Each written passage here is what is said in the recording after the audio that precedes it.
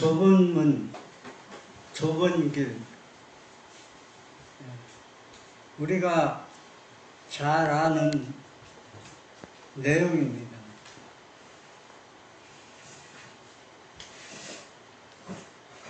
마태복음 7장 13절, 14절에 보면 좁은 문으로 들어가라. 멸망으로 인도하는 문은 크고 길이 넓어 그리로 들어가는 자가 많고 생명으로 인도하는 문은 좁고 길이 협착하여 찾는 이가 적음이라. 우리가 땅을 사고 집을 짓고 우리가 거주할 장소를 물색할 때는 가능한 좁은 길을 택하지 않고 넓은 길을 택하고 또 문도 넓게 해서 우리가 모든 것이 불편하지 않고 편하게 생활하도록 그렇게 합니다. 그런데 왜 영생을 얻는 하늘나라는 문과 길은 문이 좁고 길이 협착해야 되느냐? 여러분이 거하는 생활 길은 어떻습니까?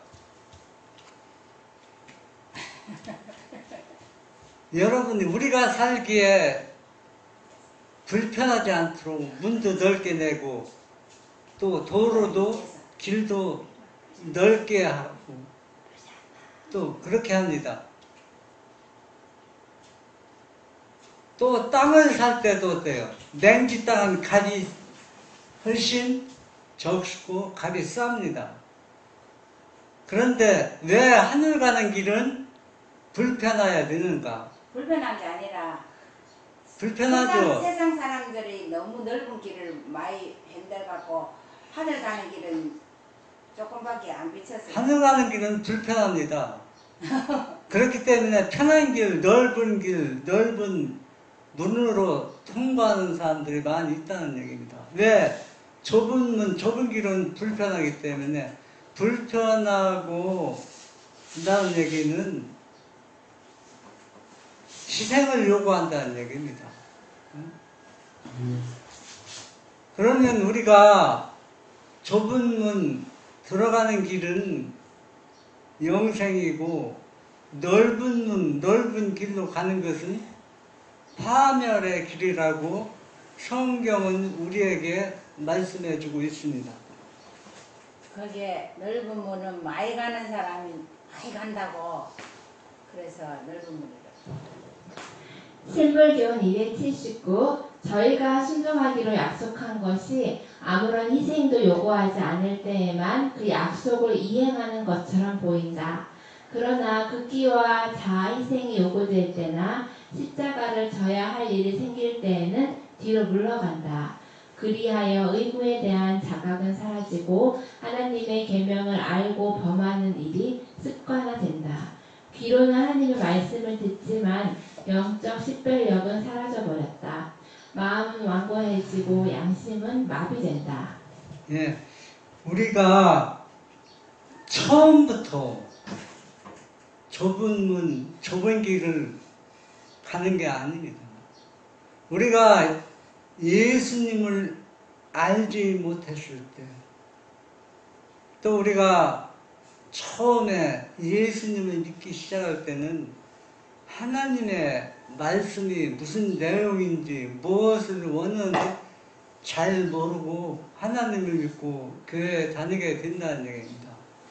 시간이 조금 지나서 성경을 보고 또 우리가 영적으로 눈이 밝아져서 지식이 쌓여지고 보면은 뭐가 당면하느냐면은 좁은 눈과 좁은 길로 나에게 다가온다는 얘기입니다.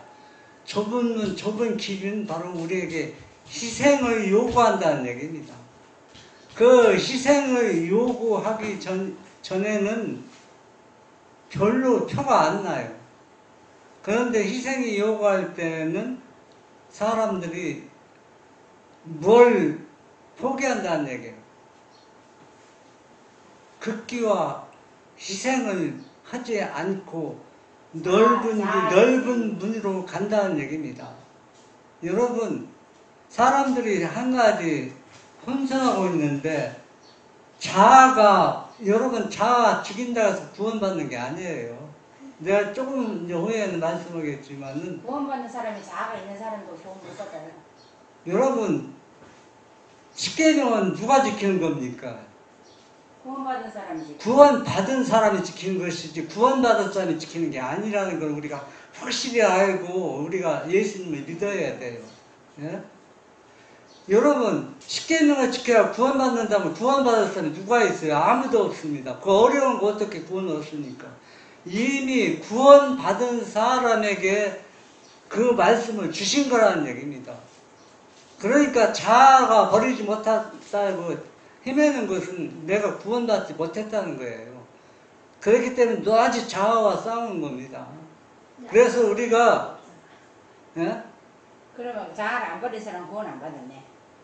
자아가 안 버린 사람, 자아라는 얘기는 구원받기 위해서 하는 게 아니라 성화의 과정입니다. 구원받은 성화. 사람이 자아가 없잖아요. 여러분, 우리가 회개하고 또 용서받으면은 그걸 끝나는 게 아니라 예수 믿는 게 아이처럼 시작이에요.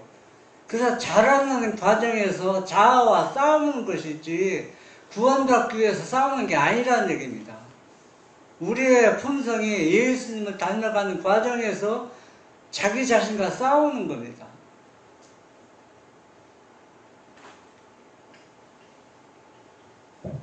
그대가 그리스도를 전적으로 반대하지 않는다고 해서 하나님을 섬기고 있다는 생각을 갖지 말라. 우리가 그렇게 생각한다면 우리 자신의 영혼을 속이고 있는 것이다. 하나님을 섬기는 일에 사용하라고 주신 것들 곧 그것이 시간이거나 재물이거나 또는 다른 어떤 재능이거나 간에 그것을 사용하지 않음으로 인하여 우리는 하나님을 대적하고 있다. 우리가 예수님을 믿고 시간이 지나면은 우리 자신이, 내 자신이 얼마나 이기적이라는 것을 알 수가 있어요. 왜 알 수가 있느냐면 성경을 보면 볼수록 예수님 하나님의 아들은 자기 자신 모든 것을 다 포기하고 우리를 위해서, 우리 죄인들을 살리기 위해서 자기 몸을 아낌없이 주었습니다. 희생을 했다는 얘기입니다. 그런데 우리는 예수님을 믿되 우리 자신은 아무것도 희생하지 않고 예수님을 믿고 있다는 얘기입니다. 얼마나 우리가 이기적인 사람입니까? 그런 것들을 우리가 네가 구원을 받았으면 그걸 버리라는 얘기입니다. 구원을 받았으면. 구원 안 받은 사람은 그 버릴 필요가 없어요. 그냥 믿다가 그냥 파멸로 가면 되는 겁니다. 나는 너희가 나의 영적 왕국에 들어오기 위하여 노력하고 필사적으로 싸우라고 명령하는 바이다.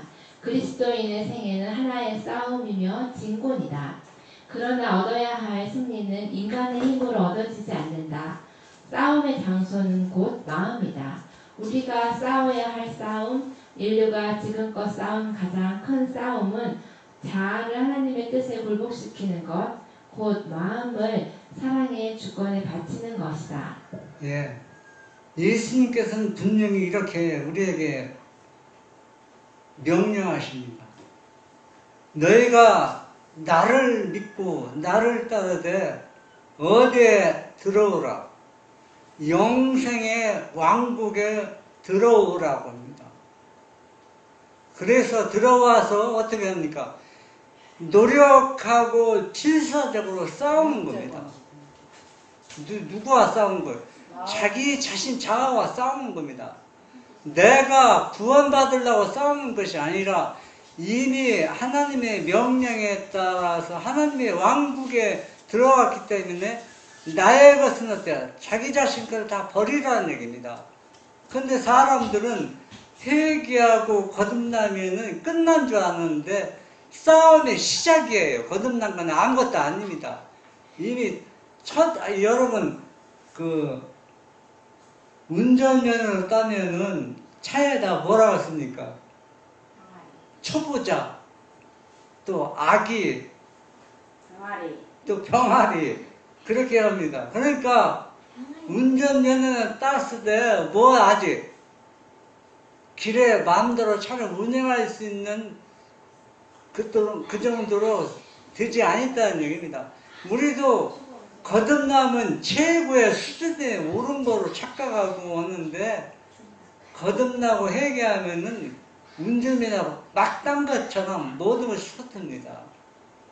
그래서 항상 우리는 우리 자신을 누구한테 굴복해야 돼요?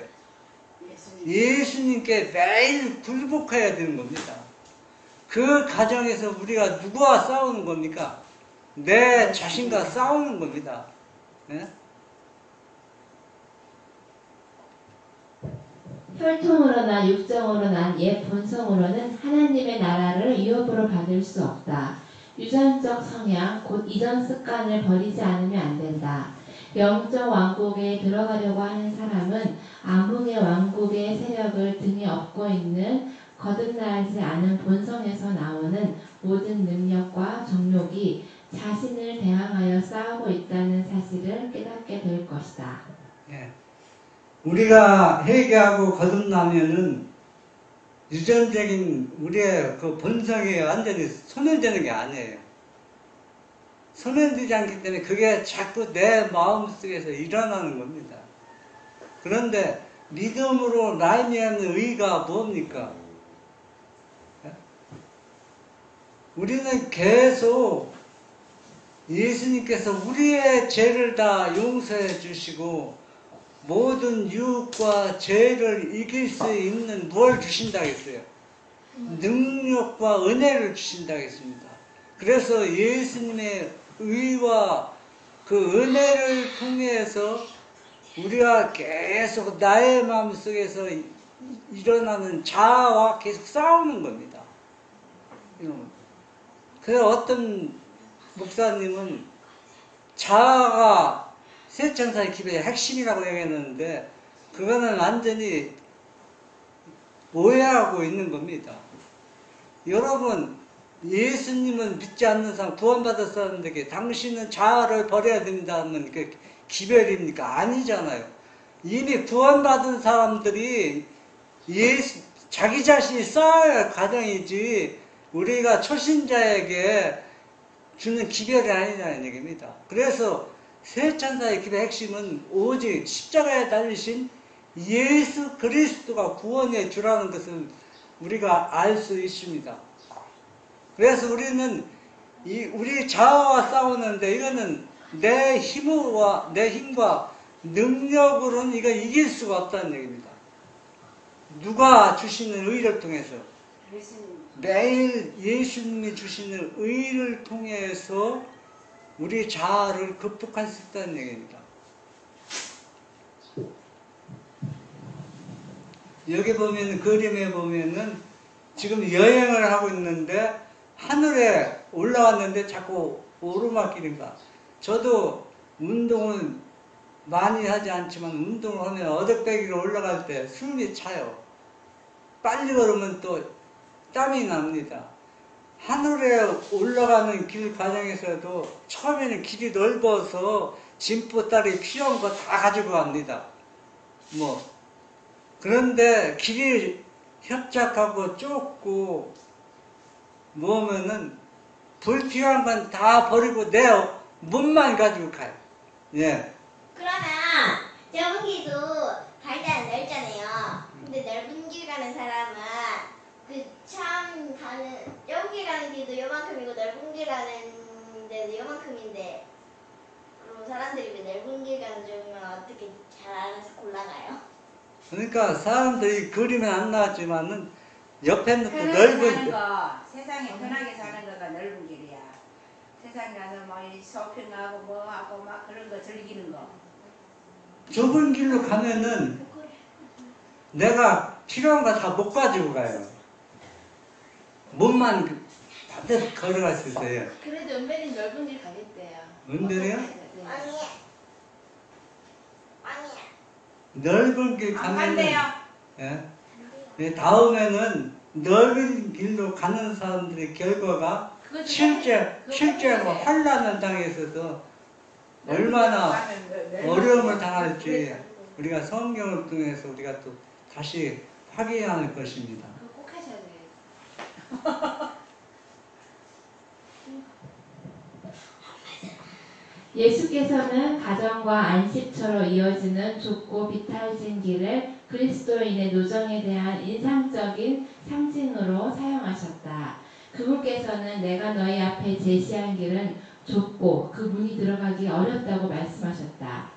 왜냐하면 황금률이 모든 교만과 자기 본의의 마음을 제거해버리는 까닭이다. 물론 넓은 길도 있다. 그러나 그 종말은 멸망이다. 만일 영적 생애의 길을 올라가고자 한다면 그대는 계속해서 올라가야 한다. 왜냐하면 그것이 오르막길이기 때문이다. 그대는 적은 무리와 함께 갈 수밖에 없는데 그것은 많은 무리가 내리막길을 택할 것이기 때문이다. 여러분, 좁은 길, 오르막길은 왜 사람이 숫자가 적으냐면 길이 좁아서 사람 숫자 적은 게 아닙니다. 자존심이 세가지고 좁아 자존심을 굴벽해야 되니까 그거 안 하려고 넓은 길을 가지. 안 하는 사람은 넓은 길을 가니까. 내가 말씀드렸잖아요. 자아는 복음이 아니에요. 나와 예수님과 싸우는 것이지. 우리가 전도할 때 자아 버리라고 합니까? 그걸 핵심을 우리가 성경을 파악하고 해야지. 자아가 버리지 않으면은 십자가를 지는 것도 자아를 굴복하고 십자가를 지야지.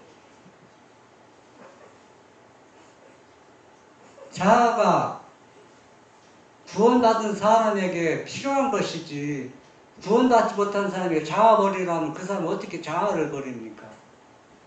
예? 한번 생각해 보세요. 십계명도 구원받은 사람에게 거듭난 사람에게 요구하는 것이지 예수님을 알지 못하고 있는 사람들에게 십계명 지키라고 예수님을 그렇게 명령하지 않습니다. 자아는 우리가 성화의 과정에서 자신과 싸우는 과정입니다. 이건.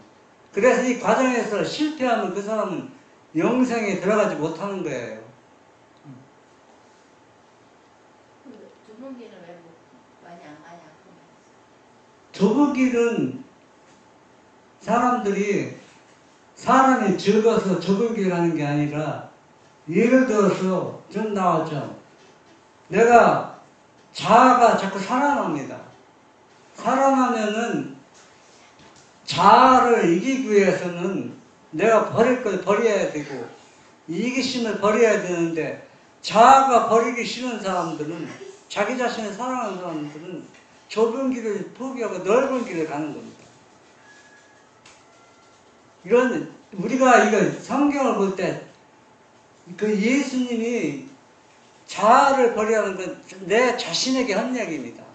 각자 예수님을 믿는 자신에게 한 얘기지. 그 자아라는 그 자아가 창을 들고 내 자신이 창을 들고 있는데 내 위에 양이 있어요.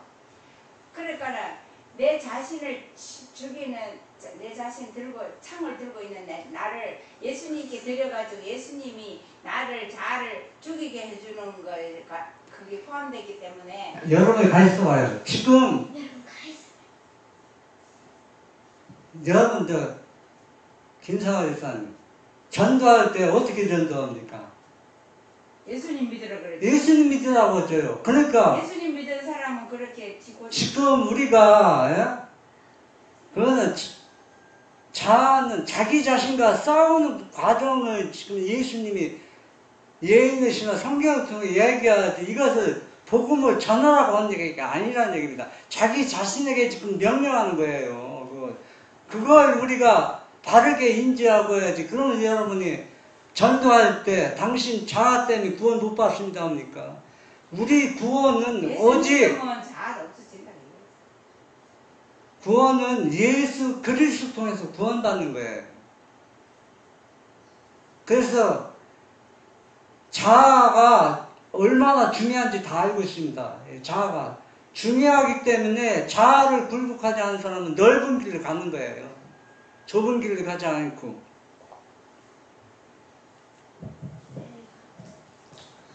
인류 전체가 온갖 세속장만과 이기주의와 교만과 부정직과 도덕적 타락을 가지고 사망으로 인도하는 길을 갈 수가 있다. 각 사람은 자신의 의견과 주의에 따라 이기적인 마음이 지시하는 대로 무엇이나 할 소질을 가지고 있다. 멸망으로 인도하는 길을 가는 데에는 따로 길을 찾을 필요가 없다. 왜냐하면 그 문과 길이 넓어 발이 사망으로 끝나는 길이 향하여 저절로 가기 때문이다. 예. 우리가 한번 우리 자신을 살펴봐야 돼요. 솔직히 얘기해서 믿음이 없기 때문에 자아가 아직도 살아있는 겁니다. 믿음이 없기 때문에 내나나 다 똑같습니다. 믿음 있는 사람들은 자아를 다 포기하고 버립니다. 이기적 마음, 교만심, 그것들 우리가 구원받았다는 확신이 없기 때문에 그런 것들 통해서 내가 고통과 괴로움을 당하고 있다는 얘기입니다. 구원받았다는 확신과 또 에녹처럼 또 다른 믿음의 노독들처럼 그 믿음이 확실한 사람들은 그 자아와 싸우는 과정에서 굴복당하지 않고 그걸 굴복시킬 수가 있습니다. 하나님의 말씀을 통해서 우리가 그렇게 할 수 있다는 얘기입니다. 그러나 생명으로 인도하는 길은 좁고 그 입구가 험하다. 만일 늘 따라다니는 어떤 죄를 가지고 있다면 그대는 그 길이 들어가기에 너무 좁다는 것을 알게 될 것이다. 만일 주님의 길을 계속해서 가고자 한다면 자신의 길과 자신의 뜻과 자신의 악한 습관과 행동을 버리지 않으면 안 된다. 여기서 지금 주님께서 여러분에게 나에게 명령하고 있습니다. 네가 나를 믿고 영생의 길로 따라온다고 하지. 그러나 네가 아직 버리지 못한 죄가 있고 자아가 있다. 그래서 나에게 예수님께서 명령합니다. 너희가 버리지 못한 죄를 버리고 자아를 완전히 버려라. 나에게 명령하고 있다는 얘기입니다.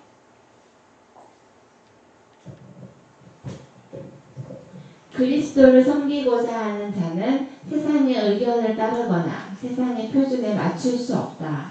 하늘의 길은 높은 지위와 부를 그대로 가지고 들어가기에도 너무 좁고 자기 중심적인 야망을 불태우기에도 너무 협소하며 안락을 즐기며 오르기에도 너무 험하고 거칠다.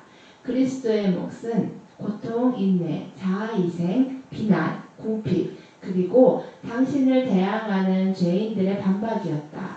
만일 우리가 하나님의 낙원에 꼭 들어가고자 한다면 우리도 이러한 몫을 받게 될 것이다. 한마디로 줄여서 얘기한다면 영생의 길은 문이 좁고 길이 협착해서 예수님처럼 살아가는 그 생애를 요구하는 겁니다. 예수님처럼. 그러나 우리가 세상 사람처럼 살아가는 것처럼 세상에서도 성공하고 또 예수 믿고 성공하고 두 가지 다 병행해서는 갈 수가 없다는 얘기입니다. 둘 중에 하나는 포기해야 됩니다.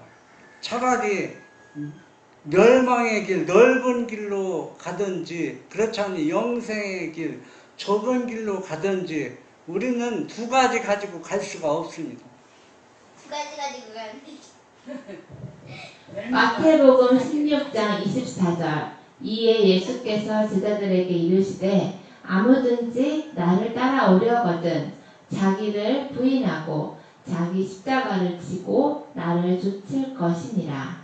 자기 부인하는 게 자아를 버리는 거예요. 여기에서 보면 예수님께서 명령하신 거거든요. 우리를 부르실 때 그 과정을 설명하는 겁니다. 나를 믿고 따라오면은 모든 것이 형통하고 잘 되지만은 그러나 육적인 것, 세상적인 것, 자아나 또 세상 사람처럼 부귀영화를 누리는 것, 이런 것을 생각지 말라. 이런 것들을 다 버리고 십자가를 지고 나를 따르라는 얘기는 희생을 요구하는 겁니다. 희생. 세상을 완전히 포기하는 것을 의미하고 있습니다. 화일주서 마태복음 16장 24절 그리스도께서 가신 길을 따라감. 구원을 받은 사람들은 그리스도께서 가신 길과 꼭 같은 길을 따라가야 한다. 그는 아무든지 나를 따라오려거든 자기를 부인하고 자기 십자가를 지고 나를 따르라고 하셨다. 품성은 그리스도와 같은 모양으로 꼴지어져야 한다. 예, 여기에 보면 이거 지금 하일주에서 설명하고 있죠. 어떤 말씀을 설명하고 있냐면 우리가 조금 전에 본 이 말씀을 설명하고 있어요. 이에 예수께서 제자들에게 이르시되 아무든지 나를 따라오려거든 자기를 부인하고 자기 십자가를 지고 나를 쫓을지니라. 이 말씀을 오해할 소지가 있어서 지금 주석에서는 이렇게 자세히 설명하고 있어요. 이 주석에서는 뭐라고 했습니까? 그리스도께서 가신 길을 따라가면서 예수님을 따라가는 사람들은 구원을 받은 사람들입니다. 구원을 받은 사람들이라는 얘기는 완전히 영생을 얻은 사람들인데 이 사람들에게는 예수님이 가신 길을 따라가야 했는데 어떻게 따라갔냐면 자아를 완전히 버리고 극복하라는 얘기입니다. 구원받은 사람들. 구원받지 못한 사람들에게 자아를 버리라고 하면은 자아 못 버립니다. 그 사람들은 회개도 안 했고 거듭나지도 않았는데 어떻게 자아를 버리고 모든 것 세상을 포기하라고 말할 수가 있겠습니까? 그래서 마태복음 16장 24절에 오해의 소지가 있기 때문에 여기서 자세히 설명해 주고 있습니다. 여기 다시 한번 읽어보겠습니다. 그리스도께서 가신 길을 따라감. 구원을 받은 사람들은 그리스도께서 가신 길과 똑같은 길을 따라가야 한다. 그는 아무든지 나를 따라오려거든 자기를 부인하고 자기 십자가를 지고 나를 따르라고 하였다. 품성은 그리스도와 같은 모양으로 꼴지어져야 한다. 이렇게 얘기했습니다. 십자가가 우리를 지고 감. 우리는 십자가를 지고 그리스도를 따라야 한다. 십자가를 짓는 사람들이 알게 되는 것은 그들이 십자가를 지을 때 오히려 십자가가 그들을 들어 올려서 그들에게 굳굳함과 용기를 주고 세상 죄를 지고 가는 하나님의 어린 양을 가리켜 보인다는 사실이다. 제가 학교 다닐 때 학생들이 우리가 잘못해서 뭐 옛날에 얘기지만 지금은 그렇게 할 수도 없죠. 딱 선생님이 엎드려 뻗치라고 그래서 큰 몽댕이 있잖아요. 몽댕이로 위에서 궁뎅이를 내려 때립니다. 때리면 학생들이 막 아파갖고 박삭 그냥 땅으로 그냥 엎어져 버려요. 주저앉아 버려요. 이거 구부렸다가 그러면 이제 쭉 학생들이 몇십 명이 엎드려 있으면 내 차례가 가까워잖아. 그러면 막 그게 막 어떻게 고통스러운지 견딜 수가 없어요. 너 맞는 거 보면 맞고서 막 그거 소리 지르고 그냥 폭폭 그러져요. 그런데 그럼 요즘 감과요, 선생님. 요새는 안 되죠. 그런데 막상 맞아보면은 그냥 견딜만 해요. 맞아보면 너 맞는 건 못 견디는데 이걸 왜 그 얘기 했냐면은 우리가 자아 포기하는 거, 십자가 지나는 거, 세상 포기하는 거 못할 것 같지만 일단 내가 믿음으로 해보면은 그 자아 희생과 그런 것들이 나를 높이 영적으로 올려준다는 얘기예요. 그래서 할만하다는 얘기입니다. 할만하다는 얘기는 예수님께서 그만한 은혜와 능력을 주시기 때문에 누구든지 할 수 있다는 얘기입니다.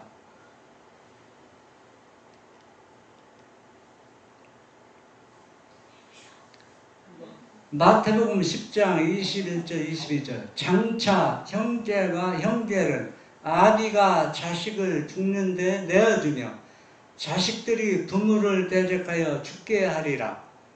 또 너희가 내 이름을 인하여 모든 사람에게 미움을 받을 것이나 나중까지 견디는 자는 구원을 얻으리라.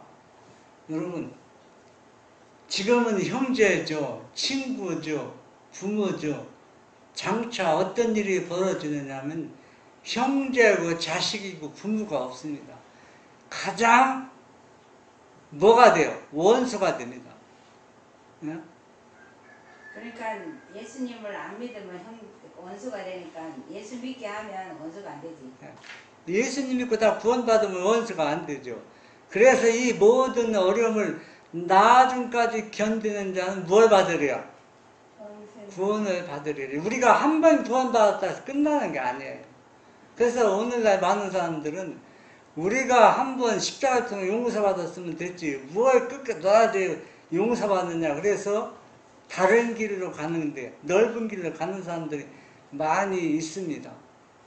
그래서 좁은 길, 좁은 문으로 가는 사람들은 우리가 이와 같이 예수님처럼 고난의 길, 가시밭길을 가면은 이러한 일을 우리가 당하게 된다는 얘기입니다. 심지어 부모와 형제와 친척과 벗이 너희를 넘겨줘 너희 중에 옷을 며칠 죽이게 하고, 이런 일이 안 일어날 것 같죠? 형제 우애가 우리 집안은 이렇게 좋은데 무슨 그런 일이 일어나겠느냐고. 그러나 성경은 거짓말하지 않습니다. 이런 일은 분명히 일어납니다. 여러분, 지금 우리의 환경으로 보면 부모가 형제를 어떻게 죽이고 넘겨주겠습니까? 또 가장 친한 친구를 죽이겠습니까?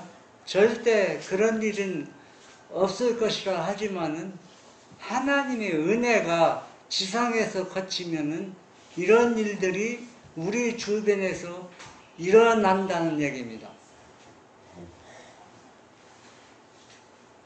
선지자 588쪽에 보면 하나님께 충실한 사람들은 협박과 탄핵과 배척을 당할 것이다.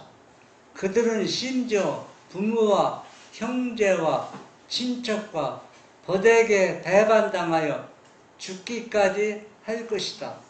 그들의 유일한 소망은 하나님의 자비에 있고 그들의 유일한 방법은 기도가 될 것이다. 그렇습니다. 그러니까 좁은 길, 좁은 문으로 여행하는 사람들은 지금도 이미 핍박이 시작되었습니다. 또 협박을 당할 수도 있습니다. 또 형제간과 친척들에게, 친구들에게 배반을 당하고 있습니다. 지금도 아직도 은혜의 시간이 끝나지 않았는데, 그런데 넓은 길로 가면은 이런 일을 당할 필요가 없습니다. 아무 핍박이 없어요. 그러나 넓은 문, 넓은 길로 가는 사람은 결국에는 사망의 길이요, 패망의 길이라고 성경은 분명히 우리에게 경고해 주고 있습니다. 마태복음 7장 15절에 보면 거짓 선지자들을 삼가라.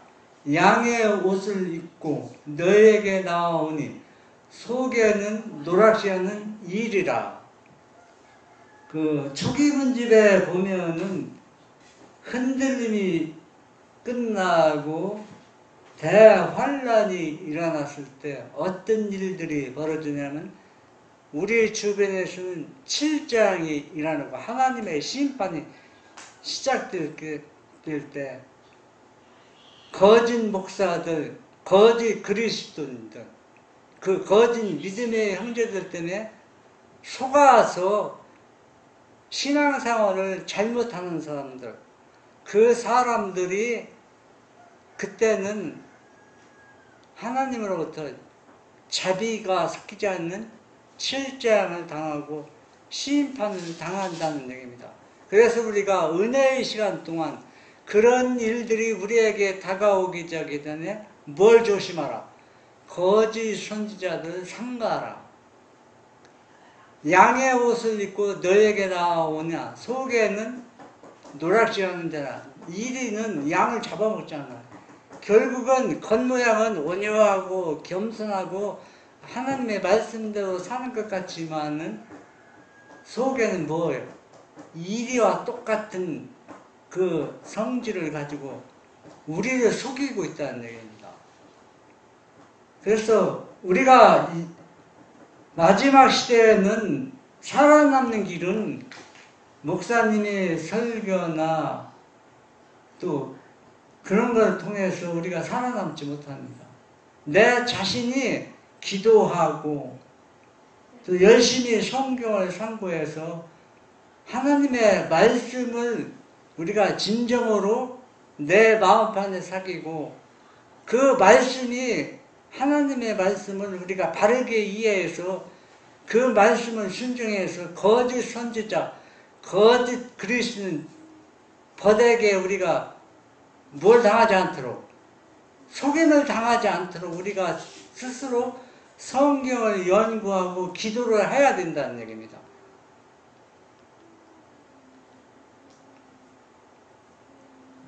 마태복음 24장 24절에 보면 거짓 그리스도들과 거짓 선지자들이 일어나 큰 표적과 기사를 보이어 할 수만 있으면 택하신 자들도 미혹해 하리라. 마지막 시대에 예수님이 재림하기 전에 이런 일들이 곳곳에서 우리 주변에서 많이 일어날 것을 성경은 우리에게 경고해주고 알려주고 있습니다. 여러분, 그렇게 신실하고 믿음이 좋던 많은 그리스도인들이, 우리 아는 사람들이 거짓 선지자들에게 속아서 지금 반대편에 넓은 길을 가고 있는 사람들 우리가 있습니다. 여러분, 거짓 그리스도, 거짓 선지자 우리가 알지 못합니다. 그러나 마태복음 8장 20절에 보면은 뭐라 했습니까? 그들이 말하는 것이 그들이 뭐와 맞지 않으면, 하나님 말씀과 일치하지 않으면 그건 다 뭐라 했어요? 거짓 선지자, 거짓 그리스도라 하겠습니다. 그러니까 말씀을 전하는 사람이 말씀과 일치하고 말씀대로 순종해야 되고 그 안에 거짓이 없고 진리만 있어야 된다는 얘기입니다. 거기에 거짓이 0.1%라도 있고 99%가 진리라도 이건 거짓 선지자라는 얘기입니다. 100%가 완전히 하나님의 진리의 말씀을 전하여야만 된다는 얘기입니다. 그리고 마지막 시대에는 여러분, 교회마다 부흥과 계획을 한다고 많은 집회들을 하고 있을 것입니다. 그런데 사단도 그런 집회를 하고 있다는 얘기입니다. 그래서 그들이 전하는 말씀이 내가 성경을 연구하지 않으면 그들이 무슨 말, 진리를 전하는지 오류를 전하는지 알 수가 없어요. 그러나 내가 기도하고 믿음 있고 성경을 깊이 연구한 사람들은 그 집회가 이적을 행하고 풍성하고 은혜가 충만한 것 같아도 그거는 사단이 작용할 수도 있다는 얘기입니다. 왜? 그들이 전하는 것이 오류가 섞여 있기 때문에. 그래서 여기에 우리가 유혹을 당하지 않고 거기에 넘어가지 않으려면은 본인 스스로 성경을 깊이 연구하지 않으면 말세에 다 유혹에 넘어간다는 얘기입니다. 시대의 소망 629. 그때의 사람들이 너희를 혼란에 넘겨주겠으며 너희를 죽이리니 너희가 내 이름을 위하여 모든 민족에게 미움을 받으리라. 그때 많은 사람이 시험에 빠져 서로 잡아주고 서로 미워하겠으며 그리스도인들은 이 모든 고통을 당하였다. 부모들은 저희 자녀들을 배반하였고 자녀들은 저희 부모를 배반하였다.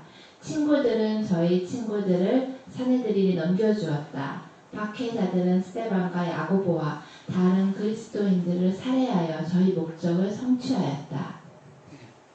이 배경은 예수님이 인성을 쓰시고 유대 땅에 2000년에 오셨을 때 십자가에 달리시고 배반당해서 예수님이 완전한 숙지문이 되셨잖아요. 그때 일어난 일들입니다. 같은 형제 부모들이 다 예수님을 믿는 사람들이지만 다 사내들의 고발에서 잡혀가게 하고 잡아 죽게 하고 사형당하게 하고 이것이 유대 땅에 2000년 전에 일어났던 배경입니다. 그러면 이 일이 끝난 것이 아니라 이 일이 우리 시대에도 계속 반복해서 일어날 수 있다고 선지자를 통해서 우리에게 알려주고 있습니다. 하나님께서는 당신의 종들을 통하여 유대 백성들에게 회개할 수 있는 마지막 기회를 주셨다. 하나님께서는 당신의 증인들이 체포되고 신문을 받으며 옥에 갇히는 경우들을 통하여 당신 자신을 나타내셨다. 그러나 재판관들은 그들에게 사형을 선고하였다. 그들은 세상이 감당할 수 없는 사람들이었다. 그들을 죽임으로 유대인들은 하나님의 아들을 또다시 십자가에 못 박았다. 예. 유대 백성들에게 회개할 수 있는 마지막 기회를 주시자면 그것까지 거절해서 예수님을 재차 십자가에 못 박는 그러한 일들을 그들이 행했습니다. 여러분, 이 일이 끝났습니까? 우리 시대에 유대 땅에 있었던 그 사건들이 우리 시대에 일어날 것을 선지자를 통해서 우리에게 말해주고 있습니다. 여러분, 한번 생각해 보세요. 부모가 자식을 잡아 죽이는데 내어주고 또 자식이 부모를 고발해서 죽게 하고 그런 일들이 우리 가정에서 우리 주변에서 일어난다고 한번 생각해 보세요. 이게 좁은 길, 좁은 문으로 누가 들어가겠습니까? 그래서 길이 협착해서 사람이 죽은 것이 아니라 희생과 또 그 예수님처럼 자기 십자가를 지고 따라가기 싫으니까 넓은 길을 갈 수밖에 없다는 얘기입니다. 여러분이 지금 교회에서 믿음이 좋다고 칭찬을 받고 있습니까? 그거는 완전한 칭찬이 아닙니다. 여러분 착각하지 마십시오. 진리를 수호하고 진리대로 믿는 사람들은 칭찬을 받을 수가 없습니다. 왜 칭찬을 받을 수가 없느냐면 사단은 그런 사람들을 놔두지 않습니다. 믿음대로 사는 사람들은 사단이 핍박을 가하고 희생을 요구하게 하고 그래서 그들이 넓은 길을 가게 하는 것입니다. 그래서 내가 믿음이 좋다고 칭찬을 받고 있다면 내가 지금 어떤 길을 가고 있다는 얘기입니다. 넓은 길을 가고 있다고 생각하고 여러분들이 진정으로 좁은 길로 돌아오시길 바랍니다.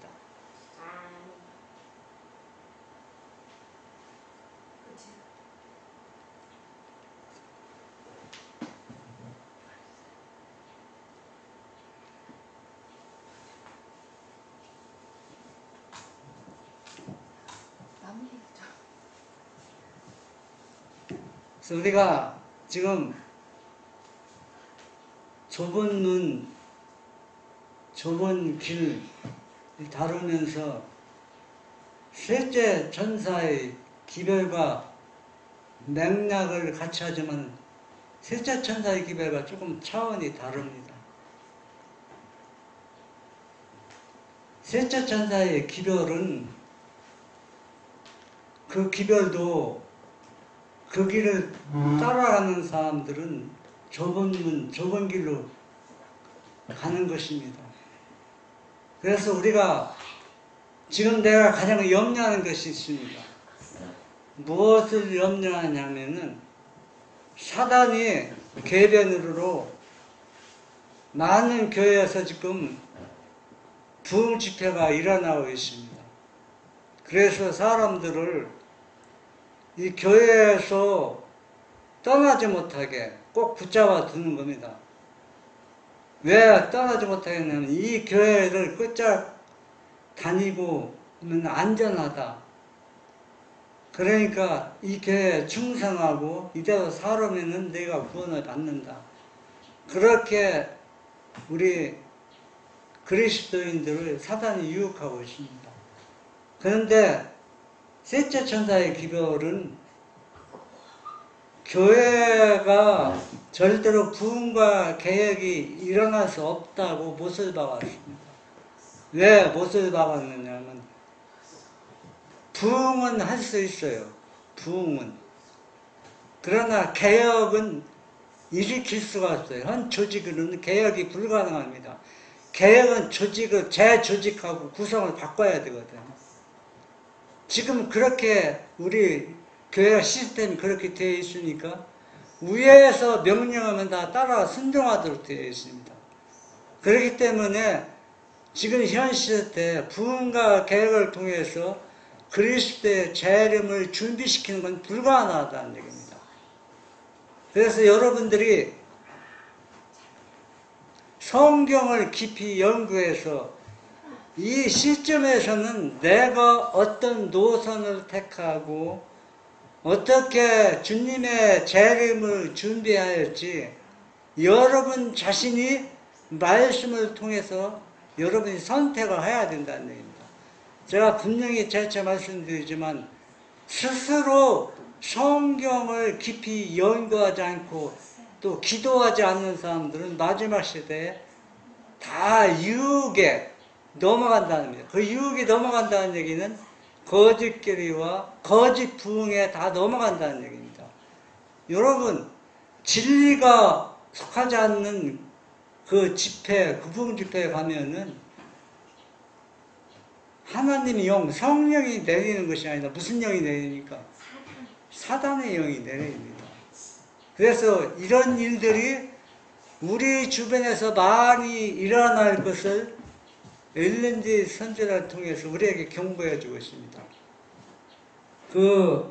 제가 이 얘기는 하고 싶지 않은데 제가 해야 될 것 같아요.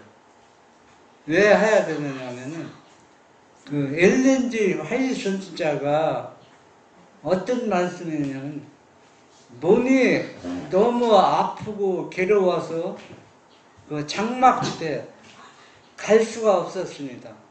그런데 이분이 뭐라고 기록했냐면 혹시 이 집회에 늦은 비 성령이 내릴지 모르기 때문에 내가 몸을 가누지 못하고 괴로워도 그 집회에 가야 된다. 그래서 그 괴로운 몸을 끌고 교회에 갔습니다. 그런데 많은 사람들이 이것도 바르게 이해하지 못하고 있습니다. 왜 바르게 이해하지 못하고 있냐면 화요일분 당시 제7일 안식일 예수 재림교회는 정상적인 교회였습니다. 왜 정상적이냐면은 그 당시는 교리가 25개 교리였습니다. 그래서 말씀에서 어긋나는 교리가 하나도 없었습니다. 그리고 또 선지자를 통해서 하나님이 주신 말씀대로 순종하려고 얼마나 무던히 애쓰고 노력하고 부흥 집회를 얼마나 많이 했습니까? 또 이 선지자가 곳곳에 다니면서 이 집회를 열었습니다. 그러나 지금은 교리도 많이 바뀌었습니다. 25개 교리에서 28개 교리로 바꿨습니다. 그 추가한 교리가 오류와 잘못된 교리가 거기에 포함되어 있습니다. 그건 제가 분명히 알고 있습니다. 그래서 이런 것들을 버리지 않고 부흥 집회를 아무리 해도 그건 하나님의 영이 역사할 수가 없습니다. 그래서 이런 것들이 버리고 둘째 천사의 기별이 뭡니까? 바벨론에서 나오라고 경고하지 않습니까? 이런 것들을 경고하고 집회를 하면은 그게 하나님의 영, 성령이 임할 수 있어요. 그러나 이런 것들을 하나도 버리지 않고 열심히 해서 집회하면은 늦은 비가 절대로 내릴 수가 없습니다. 그래서 늦은 비는 여러분이 집회에 참석한다고 내리는 것이 아니라 여러분들이 하나님의 말씀대로 순종할 때 거기에 늦은 비가 내린다는 얘기입니다. 2사람이 모였던 3사람이 모였던 숫자가 중요한 게 아닙니다. 그래서 저는 마지막 시대에 여러분들이 성경을 더 많이 연구하고 기도 열심히 해서 이런 유혹에 넘어가지 않고 여러분들이 스스로 그리스도의 재림을 준비하는 우리 모두가 되기를 바랍니다.